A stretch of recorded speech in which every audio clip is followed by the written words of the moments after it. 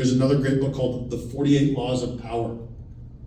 Now, the 48 Laws of Power was by Robert Greene, and that's the kind of book that will make you want to take a shower after you read it, because it is about power. And if you don't speak in power as a language, somebody will speak it for you, and they will take it right from you. And one of those, the first law is never outshine thy master. My friend, homie, right? Never outshine thy master. So that's the quickest way to get yourself into trouble in any new organization.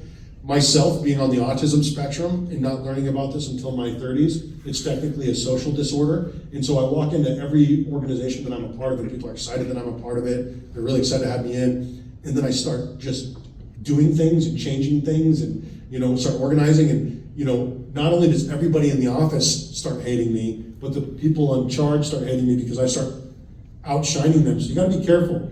You gotta make it look like it was all their idea, right?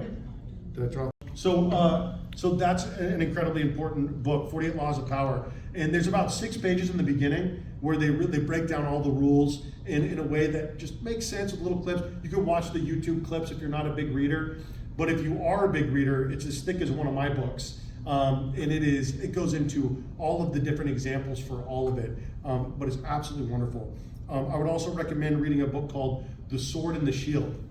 The Sword and the Shield was written as almost a co-biography about Malcolm X and Martin Luther King. Now, a lot of people might think that I talk a little bit too much about race in my speeches, but race is the cousin of economics. And so when you understand that the things and the laws that were applied to the black community are eventually applied to all of us, all of these things eventually get applied to all of us, you realize that like gentrification, like all of a sudden your neighbor or your neighborhood becoming unaffordable, like all of a sudden it being impossible for anyone in your neighborhood to start a business. So you don't own your house, you don't own your business, you don't own the land that house sits on.